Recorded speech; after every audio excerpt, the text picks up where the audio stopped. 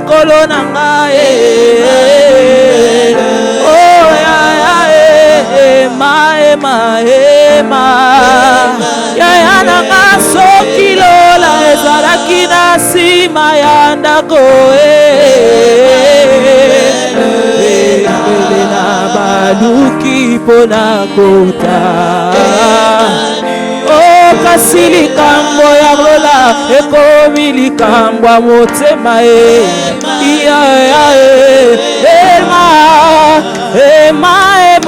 ema oh il est là ema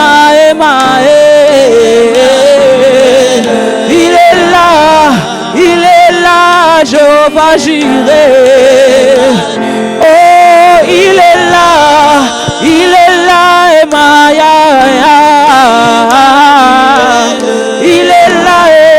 il est là ema oh soki lola ezalaki na nsima ya ndako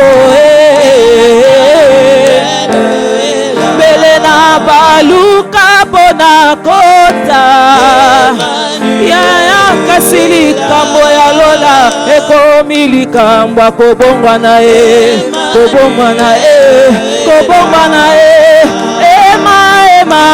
ema oh na boyi bambisi na mai bakumisa kolo na ngai ye angana na ye konetola yo ya oh na boyi bandeke likolo bayembela nzambe na ngai ye angalelo nazwi pema na ye koyembela yo il est là ema je sais que tu es là ema il est là ema il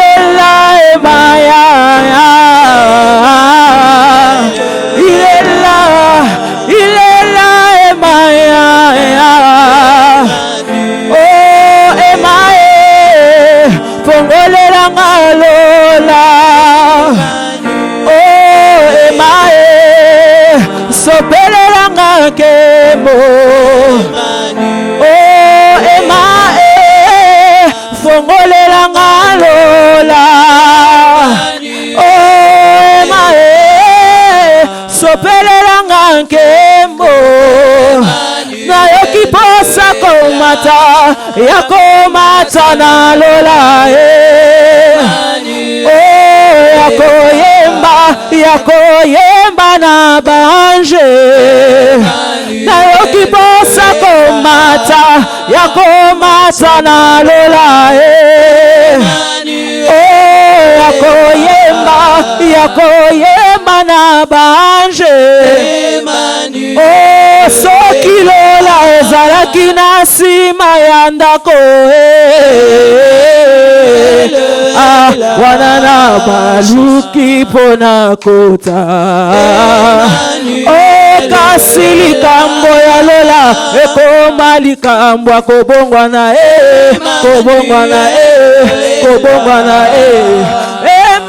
ema ya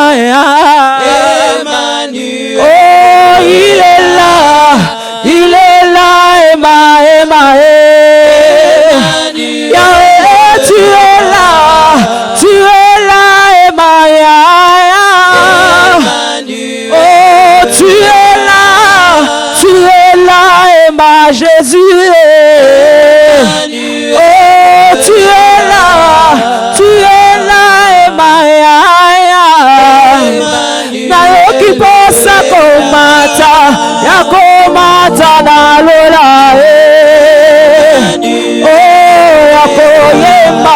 yakoyemba na banje nayoki posa komata yakomata na lola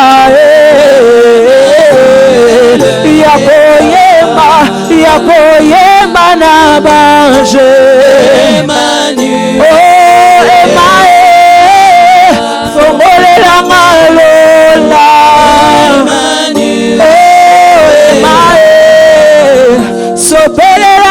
nkebo. Oh, mae, fongolela ngaloa. Yahweh, mae, sopelela nkebo. Oh, il est là, Emmanuel. Oh, il est là, Emmanuel.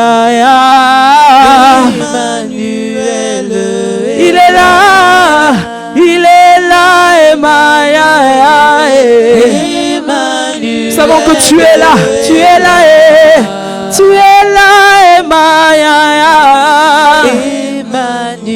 Moi, de ce que je sais, quand Emmanuel est là, c'est l'absence totale de l'ennemi. Moi, de ce que je sais, quand Emmanuel est là, c'est la guérison. Moi, de ce que je sais, quand Emmanuel est là, je suis en paix. Quand Emmanuel est là, je ne crains rien. Quand Emmanuel est là, tout devient bien, tout devient beau. Oh, quelle joie de se retrouver dans ta présence. Bien-aimé, continue, élève le nom de Jésus, élève le nom de Emmanuel, élève le nom de Emmanuel. Lui qui est là, il est là pour toi, il est là, il t'entend. Parle-le, profite de ces instants et dis à Dieu, Seigneur, fais quelque chose en ma faveur. Je ne viens pas un mercredi en ces lieux pour ressortir comme je suis venu. Personne ne vient au-devant de ce Dieu et repart comme il est venu. Alors parle à ce Dieu, parle à ton papa, parle au Seigneur des Seigneurs, parle à Jéhovah Rapha, parle à Jéhovah Jireh, le Dieu qui pourvoit. Oh, il a les réponses à toutes tes questions. Il a la solution à tous tes problèmes. Jésus est là. Alléluia, il est là. Élève encore. Pendant quelques instants, élève. Qui peut élever Emmanuel? Qui peut élever le roi des rois? Qui peut élever le Seigneur des seigneurs? Emmanuel est Dieu présent parmi nous. Les chantres, est-ce qu'on peut encore dire Emmanuel? Est-ce qu'on peut encore dire Emmanuel? Est-ce qu'on peut encore le chanter pendant quelques minutes? Là où tu es, est-ce que tu peux élever Emmanuel? Oh, il est là, Emmanuel. Il est là, La Bible dit, il est là, Emmanuel. un enfant nous est né, on l'appellera Emmanuel. Oh, il est là, Emmanuel. Emmanuel, c'est le nom de la promesse. Emmanuel, c'est le nom de la promesse. Il est là présent parmi nous. Il est là, Emmanuel. Oh, sokilola ezalaki na nsima ya ndako na baluki mpona kota akasi likambo ya lola ekomi likambo akobongwa na ye yawe ema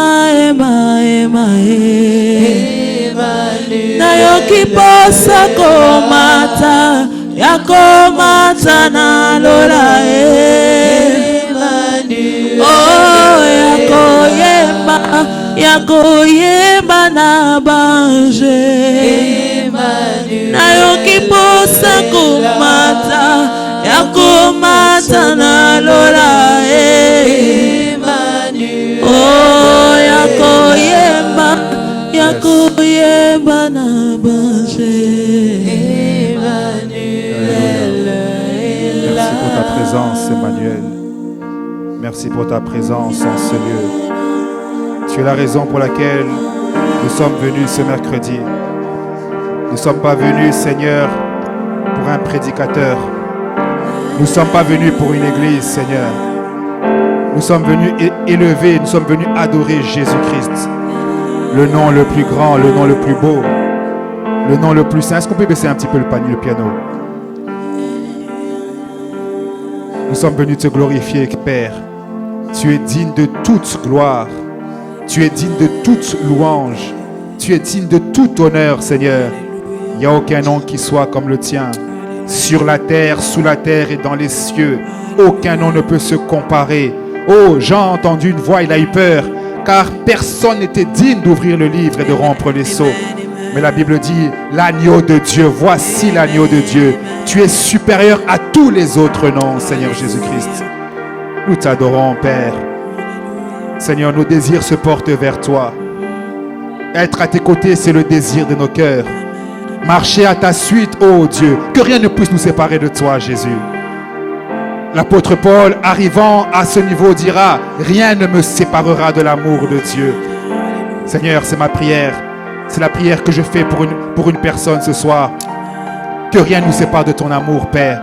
Que ton amour nous remplisse. Tu as dit, ne vous enivrez pas de vin, c'est de la débauche, mais au contraire, soyez enivrés de l'esprit. Soyez enivrés de moi. Oh Seigneur, rends-nous ivres de toi, Jésus. Viens nous parler encore ce soir. Seigneur, que nous puissions avoir les dispositions pour recevoir ta parole. La Bible parle de chrétiens ayant la bonne attitude. On dit qu'ils recevaient la parole avec empressement. Que la parole nous bénisse, que la parole nous fortifie, que la parole nous restaure, que la parole nous corrige, Seigneur Dieu Tout-Puissant. Que toute la gloire te revienne. Au nom de Jésus, nous avons ainsi prié. Amen. Est-ce qu'on peut acclamer le Seigneur? Ça, ce n'est pas des acclamations. Est-ce qu'on peut vraiment acclamer le Seigneur?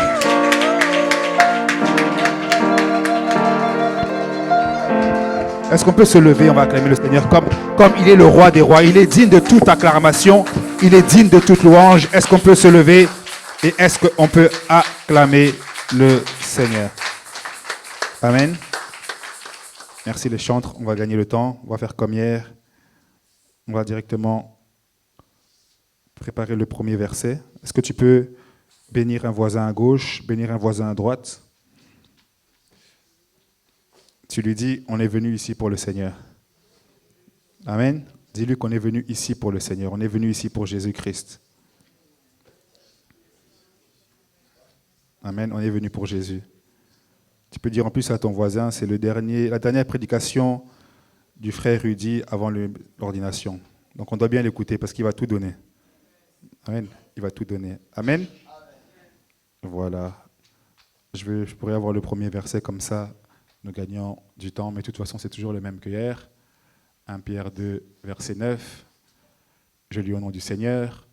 Vous, au contraire, vous êtes un peuple choisi, des prêtres royaux ou des sacrifices royaux, une nation sainte, un peuple racheté afin de proclamer les louanges de celui qui vous a appelé des ténèbres à sa merveilleuse lumière. Amen. Je peux avoir juste le verset d'après, il y a un deuxième verset, et puis on pourra s'asseoir. C'est pourquoi l'homme quittera son père et sa mère, s'attachera à sa femme, et les deux ne feront qu'un. Verset 32, ce mystère est grand, et je dis cela par rapport à Christ et à l'Église. Amen. Est-ce qu'on peut s'asseoir, on peut acclamer le Seigneur? Amen. Ah, si le frère Jusil a lâché le micro, c'est qu'il veut écouter la parole, c'est ça? Ou tu es fatigué? Non, c'est bon, reste là où tu es. Amen. Voilà, nous sommes dans un autre 3e jour de notre séminaire comme un chrétien. Je pense que nous avançons bien. Amen. On m'a fait un signe. Je pense que nous avançons bien. Amen. Je pense que nous avançons bien et je pense que le Seigneur veut faire des grandes choses encore. Amen. Hier, on a parlé de beaucoup de choses. On n'a pas le temps de revenir parce que si on commence à faire un rappel, on va être bloqué là où on doit aller. On a des choses à dire encore ce soir. Amen. On nous a dit hier que nous étions des sacrificateurs pour le Seigneur. Regarde ton voisin, dis-lui, est-ce que tu as compris hier que nous sommes des sacrificateurs pour le Seigneur? Amen. Nous sommes des sacrificateurs, nous sommes consacrés à Jésus-Christ. Amen. Nous sommes consacrés à Jésus-Christ. Et nous avons accès au lieu très saint. Je me suis dit, maintenant, je vais plonger dans le lieu très saint tous les jours. Amen. Parce que j'ai compris qu'avant, c'était une interdiction. Maintenant, c'est une invitation. On a accès au lieu très saint tous les jours. Amen. On peut me donner le verset suivant. Je pense que c'est toujours 1 Pierre 2, 9, comme ça, on reste dessus. Donc hier, on a vu la notion de peuple choisi ou de race élue. On a vu aussi la notion de prêtres royaux ou de sacerdoce, parce qu'on dit sacerdoce royal, Mais en vérité, c'est deux notions différentes, n'est-ce pas? Il y a sacerdoce et il y a la royauté. En Israël, c'était deux choses différentes, c'était deux onctions différentes. C'était deux tribus différentes qui avaient cette onction-là, qui avaient cette mission-là. On avait, comme on a dit hier, c'était la tribu de Lévi qui devait faire le sacrifice, la sacrificature, le sacerdoce. Et pour la royauté, il y avait une onction, mais ça devait venir d'une autre tribu. Amen. Je pense que vous savez quelle tribu je parle. Quelle tribu? De Juda. Amen. Donc, c'était les Lévites qui devaient faire le sacrifice et la royauté devait venir de Juda. N'est-ce pas? Donc, c'était deux sacerdoces séparés. Quelqu'un me suit? On va lire la première écriture, en tout cas l'écriture qui va nous faire rentrer dans cette notion de royauté. 2 Chroniques 26. Soyez attentifs à la lecture parce que ça va être important. Mais lorsqu'il fut puissant, là on parle d'Ozias qui était un roi, donc de Juda, c'était un roi. Son cœur fut si hautain qu'il provoqua sa perte. La Bible dit que l'orgueil précède la chute. Amen. Et si on a un merveilleux exemple, un roi que le Seigneur a utilisé puissamment pour vaincre des armées, et maintenant il devient hautain, l'orgueil monte dans son cœur. Et regardez ce qu'il fait par orgueil. Il fit preuve d'infidélité envers l'Éternel, son Dieu, en pénétrant dans le temple de l'Éternel pour brûler des parfums sur l'autel des parfums. Verset 17, le prêtre Azaria le suivit avec 80 prêtres de l'Éternel, donc 80 sacrificateurs, comme ça on se comprend, de l'Éternel, des hommes courageux qui s'opposèrent au roi Ozias et lui dit, « Tu n'as pas le droit, Ozias, d'offrir des parfums à l'Éternel, ce droit appartient aux sacrificateurs. » Quelqu'un me suit? Tu n'as pas le droit. Donc, il y a un roi qui rentre là où on fait des sacrifices, et les sacrificateurs lui disent, tu n'as pas le droit d'offrir des sacrifices. Et on dit, ce droit appartient aux prêtres, aux descendants d'Aaron qui ont été consacrés pour les offrir. Sors du sanctuaire car tu commets un acte d'infidélité et cela ne tournera pas à ton honneur devant l'Éternel Dieu. Vous savez, sanctuaire ici, quand on prend l'origine, c'est au sein des saints. Je peux avoir la suite? On dit, l'irritation s'empara d'Ozias. Non, on va même sauter, on va prendre directement le verset 20. Le grand prêtre Azaria et tous les prêtres le regardèrent et virent qu'il avait la lèpre au front. Ils le poussèrent précipitamment dehors et lui-même s'empressa de sortir parce que l'Éternel l'avait frappé. Amen. Pourquoi j'ai pris ce passage? C'était pour montrer que même quand tu étais roi en Juda, parce que la royauté c'était celui qui dirigeait Israël, c'était la personnalité numéro 1 en Israël, même quand tu étais roi, tu ne pouvais pas faire la sacrificature. Vous me suivez? Même quand tu étais roi. Donc, ça veut dire que avant Jésus, le sacerdoce royal n'existe pas. Avant Jésus, il y a le sacerdoce, il y a la royauté, mais les deux ne sont pas liés. Le sacerdoce royal n'existe pas. Le sacerdoce royal a commencé avec Jésus-Christ. Hier, on a vu qu'il était le souverain sacrificateur, donc il est sacrificateur, mais il est aussi le roi. Il vient de Juda, il est aussi le roi. Quelqu'un comprend? Quelqu'un me suit? Donc, le sacrificateur royal a commencé avec Christ. Donc, je comprends que l'Église a une fonction spirituelle qui n'existait pas avant Jésus-Christ. Il a partagé sa fonction spirituelle avec l'Église. Quelqu'un comprend? Le sacrificateur était grand, le roi était grand, mais ça n'existait pas un sacrificateur roi. C'est Jésus-Christ le sacrificateur roi, et il a partagé cette nature avec l'Église. Amen. Vous savez, entre Jésus et l'Église, c'est un partage d'attributs. Entre Jésus et l'Église, c'est un partage d'attributs. Tout à l'heure, on a lu Éphésiens 5. J'ai remarqué que quand je lis la Bible, tout nous ramène toujours à Genèse. Je ne sais pas pourquoi, mais tout nous ramène à Genèse. Quand on lit Éphésiens 5, l'apôtre Paul parle du mariage. Éphésiens 5, il parle de mariage, Marie aimez vos femmes, etc. Mais à un moment, il dit quelque chose d'intéressant. Il dit, c'est pourquoi l'homme quittera son père et sa mère, s'attachera à sa femme, et les deux formeront une seule chair. Il dit ça. Amen. Après, il commence à aller dans la révélation. Quelqu'un me suit? Suivez-moi bien, s'il vous plaît. Il commence à aller dans la révélation. Il dit, ce mystère est grand en parlant de Christ et l'Église. Donc, derrière le mystère du mariage de Adam et Ève, il y a le mystère de Christ et de son Église. Amen. Et si on revient à Genèse, quand Adam s'endort, Dieu dit quoi? Il dit, je lui ferai une aide semblable. Amen. Je lui ferai une aide semblable. Moi, ici, ce qui m'intéresse, c'est la similarité, c'est semblable. Je lui ferai une aide semblable. Donc, l'homme et la femme, l'homme a reçu, est le chef de mission, hein? L'homme est le chef de la mission, et la femme est sous la mission de l'homme, mais en nature, ils sont égaux. L'homme et la femme, en nature, sont égaux. Quelqu'un comprend? En nature, l'homme et la femme sont égaux. Donc, je comprends que Christ et l'Église, il en a fait une nature égale. Amen. Christ a fait de l'Église une nature égale. De la même manière que Adam et Ève sont égaux, il a fait de l'Église une nature égale. On est devenus des semblables. Quelqu'un me dit Amen. Quand je parle de semblable, j'ai bien insisté qu'il reste le chef. Amen. C'est pas que maintenant, lui, il est le chef éternel. Mais je parle en termes d'attributs spirituels. Voilà pourquoi, lui, il est sacerdoce royal, nous sommes sacerdoce royal. Voilà pourquoi lui il dit je suis la lumière du monde et il dit vous êtes la lumière du monde. Voilà pourquoi il dit je suis héritier. La Bible dit nous sommes co-héritiers avec Christ. Il y a partage d'attributs entre Christ et son Église. Quelqu'un me dit Amen. Voilà pourquoi en fait l'Église c'est l'accomplissement du dessein de Dieu. Créons l'homme à notre image et à notre ressemblance. L'Église c'est l'accomplissement de l'image et de l'image que Dieu a choisie au départ. Notre ministère est plus grand que celui du souverain sacrificateur. Hein? Amen. Non, en fait, être un chrétien, ce n'est pas n'importe quoi. On a tellement banalisé parce que tout le monde s'appelle chrétien. Celui qui va à l'église une fois par an à Noël va s'appeler aussi chrétien. Amen. Celui qui a des parents qui est chrétien va aussi s'appeler chrétien. On a banalisé être chrétien. Être chrétien, c'est avoir les attributs divins de Dieu. Amen. Être chrétien, c'est avoir les attributs divins de Dieu. On va plonger, on va voir ça. Parce que maintenant, on explique les attributs divins, mais quand on parle de royauté, c'est quoi? Hein? Quand on parle de royauté, c'est quoi? Quand on parle de royauté, en fait, ici, on va parler d'autorité spirituelle. Hein? On va parler de domination spirituelle. On ne parle pas d'autorité. On ne te demande pas demain d'aller dans ton travail. Tu vas chez ton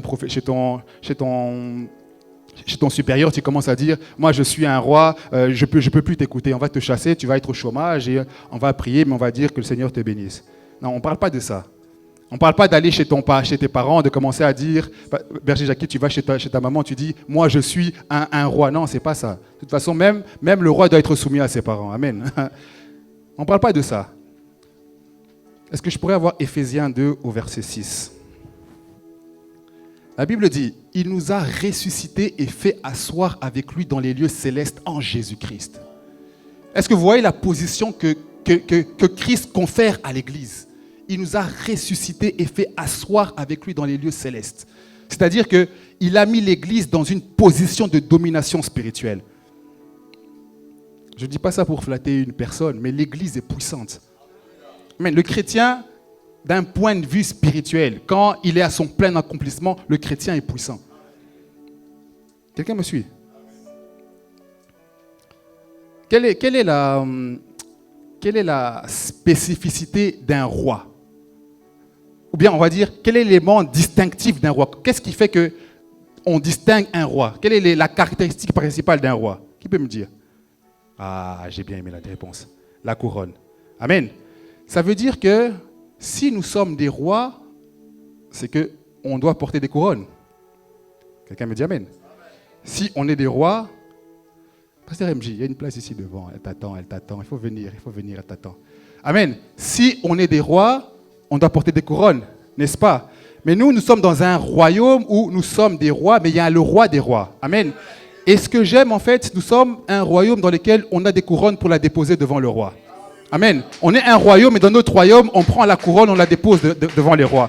C'est ce que nous voyons dans l'Apocalypse. On parle des 24 vieillards qui ont leur couronne. Et eux, en fait, leur travail, c'est quoi? C'est de déposer la couronne devant le roi. Amen. À chaque fois que Jésus t'élève, à chaque fois que Jésus fait des grandes choses avec toi, tu prends la couronne et tu la déposes. Oh, j'ai prié cette semaine, j'ai dit, Seigneur, donne-moi une couronne afin que je puisse te la déposer. Hein? Donne-moi des couronnes afin que je puisse te la déposer. Amen. On est des rois qui déposent leur couronne devant le Seigneur. Amen. Regardez, on va encore parler de royauté, de puissance, de domination. Colossiens 2, verset 10. Regardez ce que la Bible dit. La Bible dit, vous avez tout pleinement en lui, qui est le chef de toute domination et de toute autorité. Jésus-Christ est le chef de tout esprit. Il est le chef de toute autorité, de toute domination. Il n'y a aucun nom qui peut se tenir devant le nom de Jésus-Christ. Amen. Moi, il y a quelque chose qui m'a toujours marqué chez le pasteur. Et je ne sais pas si je l'ai déjà dit, mais c'était à l'époque. On parlait à l'époque, il n'y avait même pas encore Myrem. Et vous savez, des fois, nous, on a des grands-pères dans la famille qui sont un peu traditionnels. Quelqu'un comprend? Ils sont un peu traditionnels. Et il a dit au grand-père, tu peux m'amener tous les sorciers que tu connais, le nom de Jésus va les faire tomber.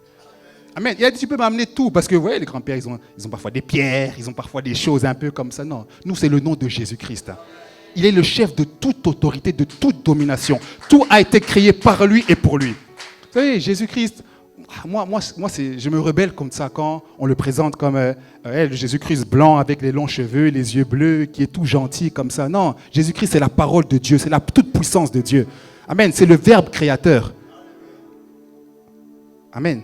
Et vous savez, dans Colossiens, il y avait un petit souci qui commençait à se poser, c'est qu'on voulait rajouter des choses à Christ. Donc on prêchait Christ, mais on commençait à vouloir rajouter des choses. On commençait à vouloir rajouter un peu de judaïsme, on commençait même à vouloir rajouter des pratiques païennes. Ma Bible, elle est où? Si vous lisez Colossiens 2 au verset 8, vous allez voir qu'on dit « Ne vous laissez pas séduire ». On commençait à parler des cultes des anges, on commençait à parler de beaucoup de pratiques bizarres à Colosse. Voilà pourquoi l'apôtre Paul est en train de rappeler aux Colossiens « Vous n'avez pas besoin de plus que ça, vous avez Jésus. Le nom de Jésus-Christ vous suffit déjà. » Amen. On commençait à leur parler des cultes des anges, on commençait à leur parler des choses, des pratiques mystiques. Et il est en train de leur dire « Non, là on est en train de vous séduire, vous n'avez pas besoin de toutes ces choses-là. » Amen. Et vous savez, ce verset, quand vous le lisez vraiment dans l'origine, on dit « Vous êtes en lui rendu complet, pleinement pourvu. » Dis à ton voisin, nous avons tout pleinement en Christ. Nous avons tout pleinement en Christ. Regardez, il y a des... Je ne vais pas les citer, mais vous allez directement savoir de qui on parle. Il y a certains pays où la population se dit musulman, mais à côté de leur foi, il faut un petit gris-gris. Amen. Ça veut dire que sur leur voiture, ils vont mettre une peau d'animal. Ça veut dire qu'on croit, mais il y a un mais. Quelqu'un comprend? On croit, mais on ne sait jamais. Amen. On croit, mais les gens sont méchants. On croit, mais il faut faire attention. Il faut mettre des choses à la maison pour que la maison soit protégée. Moi, j'aime dire à quelqu'un, mon gris-gris, c'est Jésus-Christ. Mon gris-gris, c'est Jésus-Christ. Je n'ai pas d'autre gris-gris. Mon gris-gris, c'est Jésus-Christ. Amen. Celui qui protège ma famille, c'est Jésus-Christ. Celui qui protège mes enfants, c'est Jésus-Christ. Celui qui est ma sécurité, c'est Jésus-Christ. Je n'ai pas besoin d'autre chose que Jésus-Christ. Amen. Et vous savez, même nous, l'Église, on peut tomber dans ce piège. À un moment, j'ai l'impression que ça s'est calmé, mais j'ai l'impression qu'à un moment, on voulait rajouter à Christ le mouvement prophétique. Ah, j'en parle, hein. J'ai l'impression qu'à un moment, on voulait prêcher Jésus-Christ, mais Jésus-Christ n'est pas complet si je n'ai pas vu. Vous savez, la prophétie doit nous amener à Christ et pas le contraire. Amen. La prophétie nous amène à Christ et pas Christ qui doit nous amener à la prophétie. Amen. Ça veut dire que si moi demain je prophétise, c'est pour t'amener à Jésus-Christ. Je ne te presse pas Jésus-Christ pour t'amener une prophétie. Amen. Oui, des fois, vous savez, des fois même des mouvements comme ça peuvent rajouter quelque chose à Christ de manière subtile. On est pleinement complet à Christ. Il est le chef de toute autorité, le chef de toute domination. Amen. Pasteur Joshua, avant que tu rentres, je disais que nous sommes des rois qui avons des couronnes, mais notre travail à nous, c'est de remettre la couronne au Seigneur. Regardez, on va encore appuyer cette idée de domination de roi. Quelqu'un est avec moi? Hein? Quelqu'un croit en ces choses? Luc 10, verset 19. Alléluia. Voici, je vous ai donné le pouvoir de marcher sur les serpents et les scorpions et sur toute la puissance de l'ennemi. J'aime bien, on dit toute la puissance de l'ennemi. Ah, ce n'est pas en rien qu'il commence par le serpent, parce que lui, il a déjà écrasé le serpent. Amen. En fait, ce que lui, il a écrasé, il a donné à l'Église aussi la possibilité de pouvoir aussi écraser. Amen. Il dit sur toute la puissance de l'ennemi. Il y a rien, en fait, un chrétien pleinement accompli, il n'y a rien qui peut le dominer. Le péché, l'addiction, les sorcelleries, il n'y a rien qui peut dominer un chrétien pleinement accompli. Amen. Non, Église, si on connaissait notre position spirituelle, il y a plein de choses qu'on ne vivrait pas si on connaissait notre position spirituelle. Bon, moi quand je prêche, le problème c'est qu'il y a toujours des mais avec moi. Il y a toujours des mais. Encore hier, il y avait un mais, aujourd'hui, il y a encore un mais. Vous savez, Dieu donne l'autorité, mais il y a des conditions pour que ton autorité soit exercée et surtout respectée. Quelqu'un a compris? Dieu donne l'autorité, mais il faut être dans les conditions pour que ton autorité soit exercée. Amen. C'est-à-dire que le pasteur Hervé peut me dire, aujourd'hui tu prêches, j'ai une forme d'autorité, mais demain si je vais dans le palais du ministre, cette autorité je ne l'aurai pas. Amen. On peut te donner l'autorité, mais tu dois être dans les conditions pour pouvoir exercer l'autorité. Vous savez, dans la Bible, il y a des hommes qui ont voulu dire au nom de Jésus, ils ont utilisé le bon nom, mais ils n'avaient pas l'autorité. Quelqu'un n'a pas compris. Vous savez, il y a des personnes, ils se sont retrouvés face à un démoniaque. Ils avaient vu Paul chasser les démons, ils avaient vu Pierre chasser les démons, ils avaient vu Jean chasser les démons. Ces choses se faisaient. Ils se sont dit, bon, si eux chassent les démons, nous aussi on peut chasser les démons. Vous savez, dans la foi, il faut faire attention. Ce n'est pas ce que l'autre fait que toi tu peux faire. Il faut faire très attention. Hein? Ce n'est pas là où l'autre peut aller. Pasteur Joshua m'a raconté une histoire. Je me rappelle, non, je me pense à cette histoire que tu m'as racontée. Vous savez, il était l'histoire avec l'intercession. Hein? Il était dans l'intercession, et dans l'intercession, il y avait un frère, on a dit que personne ouvre les yeux. Je te rappelle, pasteur Joshua, on a dit personne doit ouvrir les yeux parce que ça commençait à devenir chaud. Il a commencé prière. À un moment, le frère a voulu ouvrir les yeux. Il a crié, je suis dans la savane. Il a crié, je suis dans la savane. On a dû prier pour le ramener. Amen. Le monde spirituel est bizarre. Hein? Faut dire au pasteur Hervé. Non. En fait, ce qui est bien avec l'intercession, c'est que ça rend le monde spirituel réel. Amen. Ça rend le monde spirituel réel. On est parti dans une... T'es déjà parti dans une maison hantée. Ça veut dire que moi, on doit aller faire une prière. À un moment, il fallait monter dans la chambre. J'ai dit, bon, pasteur, toi monte. Moi, si jamais tu tombes, je te tiens. Papa, ça avait fait 24 heures. On est parti à 20 heures. On a ramené la personne à 20 heures le lendemain. 24 heures. On a eu des aventures. Le monde spirituel. J'ai Paul, un jour, on va t'amener. Tu vois, si tu as vu, on va t'amener là-bas, tu vas voir. Amen. Parce que le démon, en fait, le démon n'entend pas ce que tu dis, il regarde ce que tu es. Le démon n'entend pas ce que tu dis, il regarde ce que tu es. Ce n'est pas parce que tu dis le nom de Jésus-Christ qu'il se soumet. Lui se soumet à ce qu'il voit, pas ce qu'il entend. Si ce qu'il voit et ce qu'il entend correspondent, à ce moment-là, il va se soumettre. Amen. Et on est appelé à grandir dans cette autorité. Ne reste pas un chrétien faible. Amen. Ne reste pas un chrétien faible, un chrétien qui dépend toujours des hommes de Dieu pour prier. Non, sois un chrétien qui peut se réveiller à 3 heures du matin et tu dis, aujourd'hui c'est la guerre au nom de Jésus-Christ. Amen. On ne vous interdit pas de demander de l'assistance dans la prière, ce n'est pas ça. Mais on ne veut pas de la dépendance dans la prière. C'est ça. L'assistance, c'est une bonne chose parce qu'il y a certains combats, tu as besoin, parfois même tu es fatigué moralement, tu as besoin. Mais on ne veut pas de la dépendance dans la prière. Parce que cette autorité n'a pas été donnée qu'aux hommes de Dieu. Amen. Parce que quand on parle de là, l'apôtre Paul, dans 1 Pierre 2,9, il parle à l'Église, il ne parle pas aux hommes de Dieu. Il parle à l'Église. Quelqu'un est avec moi? Romains 6, verset 14.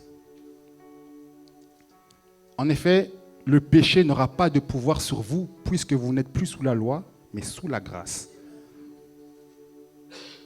Pour moi, ce verset, il est clair. On dit, le péché n'aura plus de domination sur vous. Parce que vous avez changé de régime. Quand j'étais Adam, le péché avait le pouvoir sur moi. Mais maintenant, je suis le second Adam, le péché n'a plus de pouvoir sur moi. Vous savez, un chrétien, un vrai chrétien, à un certain moment dans sa foi, il a grandi, il ne peut plus être dominé par le péché. Sinon, il y a un problème de conversion. Au départ, on comprend parce que tu es un bébé. Un bébé tombe, on comprend quand tu es un bébé. Mais quand on te fait grandir, à un moment, tu ne peux plus tomber dans le péché. Tu peux plus, enfin, tomber dans le péché, ça peut arriver, mais tu ne peux plus être dominé par le péché, ça n'existe pas. Amen.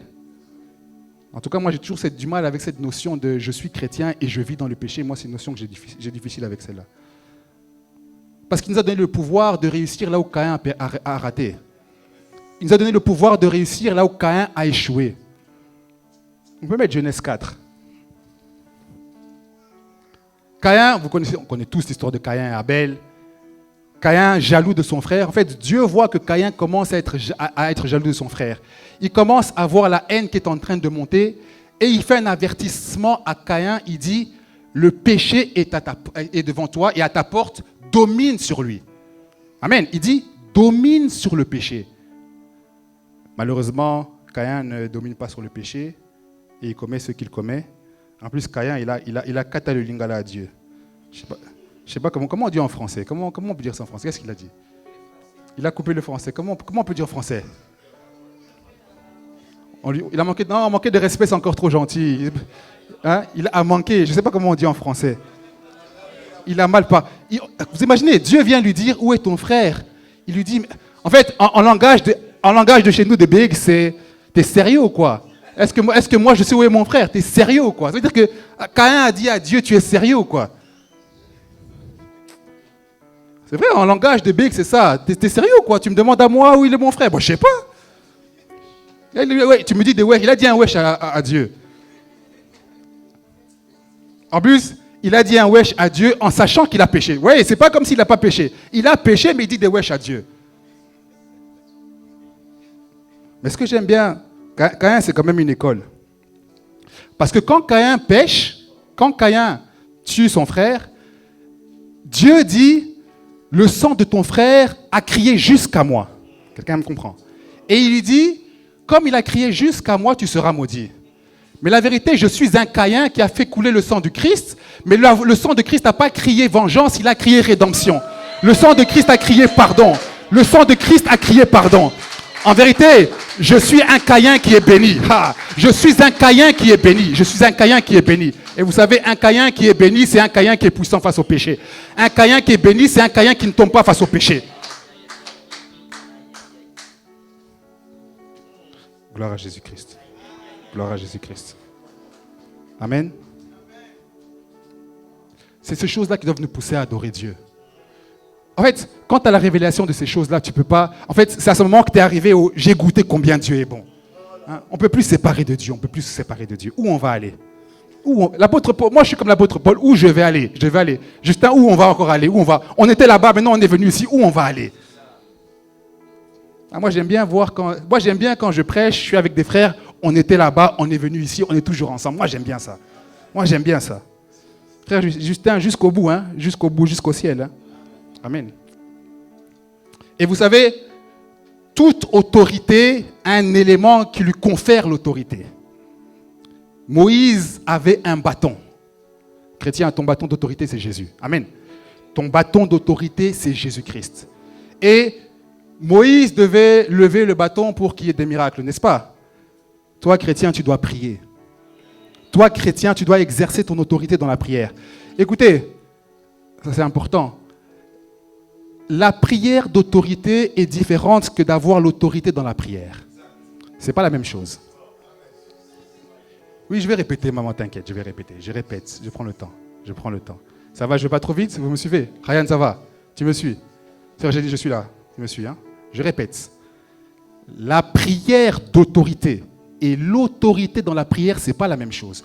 Tout à l'heure, on l'a vu, hein? Ils ont fait une prière d'autorité, mais ils n'avaient pas l'autorité. Quelqu'un comprend? Ils ont fait une prière d'autorité, mais ils n'avaient pas l'autorité. En fait, dire « au nom de Jésus, je te chasse », ça ne donne pas l'autorité. Non, ça ne donne pas l'autorité. Ça donne pas l'autorité. La prière d'autorité, c'est la prière que tu fais dans le secret à la montagne, où tu commences à parler avec le Seigneur et que tu commences à être transformé. Écoutez, Moïse est dans le désert. Vous savez, dans le désert, il était obligé de vivre de manière miraculeuse. Pour manger, pour boire. Même pour être guidé. Il ne savait pas où il va. Il ne sait pas où il va. Il est dans le désert. Il ne sait pas. C'est un Égyptien qui n'est jamais sorti de l'Égypte. Il ne sait pas où il va. Il devait vivre de manière surnaturelle. Amen. Et regardez. Il monte à la montagne.